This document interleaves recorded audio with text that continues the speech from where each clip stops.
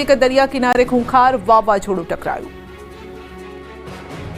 ગુજરાતમાં ટકરાવાની જેની સંભાવના હતી તે શક્તિ વાવાઝોડું રત્નાગીરી નજીક ટકરાયું છે। બપોરથી રત્નાગીરી નજીક દરિયા કિનારે વાવાઝોડે ટકરાવાનું શરૂ કર્યું હતું। 6 કલાકથી 5 કિલોમીટરની ઝડપથી આગળ વધ્યું હતું। હવે ડિપ્રેશન નબળું પડી વેલમાર્ક લો પ્રેશર બનશે। સિસ્ટમ મજબૂત થવાની સંભાવનાનો અંત આવ્યો છે। વાવાઝોડું ટકરાયા બાદ મધ્ય મહારાષ્ટ્ર તરફ સિસ્ટમ જશે। 24 કલાકમાં વેલમાર્ક લો પ્રેશર બનવાની સંભાવના છે, જેની અસરે ગોવા, મહારાષ્ટ્ર અને ગુજરાતના દરિયાકાંઠે તોફાની વરસાદની આગાહી કરવામાં આવી છે। આકાશમાં વાવાઝોડું ટકરાતા ગુજરાતનો દરિયો ગાંડોતૂર બન્યો। 1 નંબરનું સિગ્નલ લગાવાયું। મહારાષ્ટ્રમાં વાવાઝોડું ટકરાવાનું શરૂ થતાં ગુજરાતનો દરિયો ગાંડોતૂર બની ગયો છે। ગુજરાતના દરિયામાં કરંટ જોવા મળી રહ્યો છે। ઊંચા મોજા ઉછળવાનું શરૂ થઈ ગયું છે। દરિયાકાંઠાના ભાગોમાં ભારે અસર જોવા મળી રહી છે। ગીર સોમનાથનો દરિયો પણ તોફાની બન્યો। ઊંચા મોજા ઉછળ્યા। હાલની સ્થિતિએ માછીમારોને દરિયો ન ખેડવાની તાકીદ કરાઈ છે, તો સ્થિતિને પહોંચી વળવા વહીવટીતંત્ર પણ એલર્ટ બન્યું છે। સૌરાષ્ટ્રના દરિયાકાંઠે પવન સાથે વરસાદની શક્યતા વચ્ચે એલર્ટ છે। જાફરાબાદ બંદર પર દરિયામાં કરંટ જોવા મળ્યો। દરિયામાં હાઈટાઇડ જેવી સ્થિતિ વચ્ચે 1 નંબરનું સિગ્નલ લગાવ્યું છે। માછીમારોને દરિયો ન ખેડવા સૂચના આપવામાં આવી છે।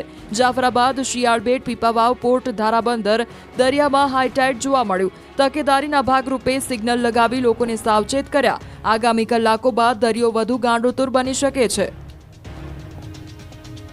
માંગરોળના દરિયામાં દેખાયો છે કરંટ। દરિયામાંથી માછીમારોને પરત બોલાવી લેવાયા છે। માંગરોળ બંદર પર 1 નંબરનું સિગ્નલ લગાવવામાં આવ્યું છે। સંભવિત અને વાવાઝોડાની અસર જે દેખાઈ રહી છે, લોકોને દરિયા કિનારે ન જવા માટે તંત્રએ સૂચના આપી છે। માંગરોળ બંદરની 2000 જેટલી બોટ પણ પરત ફરી છે। જિલ્લામાં બપોર બાદ કમોસમી વરસાદ ખાબક્યો હતો અને પવન સાથે વરસાદ વરસતા ખેડૂતોમાં ચિંતા વધી છે। નર્મદામાં પવન સાથે વરસાદ પડતા હાલ જે કેરીની સિઝન અને કેળાના પાક જે હતા તેને નુકસાન થયું છે। ખેડૂતો પણ ચિંતામાં મુકાયેલા છે। માં ભારે પવન સાથે વરસાદ। ક્વાંટ તાલુકાના ગ્રામ્ય વિસ્તારોમાં વરસાદ। વીજળીના કડાકા ભડાકા સાથે વરસાદ।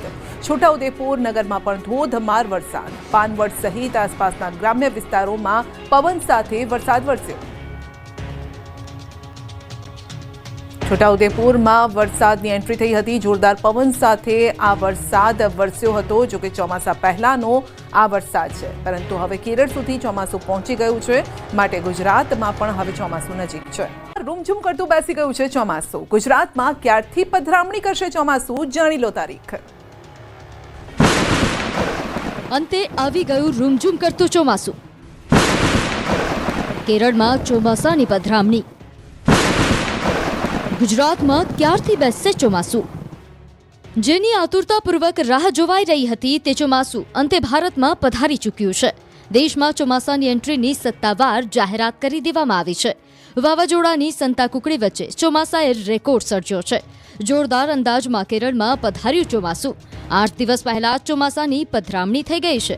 છેલ્લા 16 વર્ષમાં સૌથી વહેલું પહોંચેલું ચોમાસું કેરળ પહોંચ્યું છે। છેલ્લે 2009માં 23 મેએ પહોંચ્યું હતું ચોમાસું। કેરળ બાદ 15 દિવસમાં ગુજરાત પહોંચતું હોય છે ચોમાસું। સામાન્ય કરતાં અઠવાડિયું વહેલું પહોંચ્યું ચોમાસું। અગાઉ 2001 અને 2009માં 23 મેએ ચોમાસું બેઠું હતું।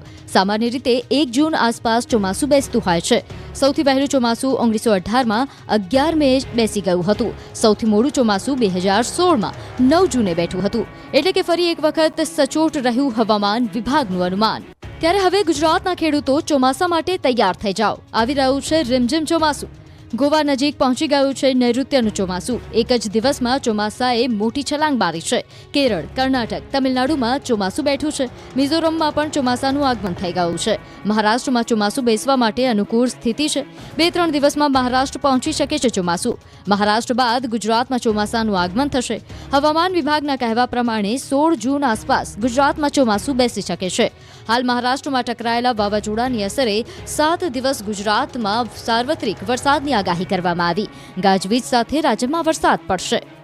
अभी जो नॉर्मल हमारा गुजरात की नॉर्मल डेट है 16 जून है। अभी देखते हैं मानसून तो अभी आगे बढ़ रहा है। टाइम के साथ हम अपडेट करेंगे टाइम टू टाइम।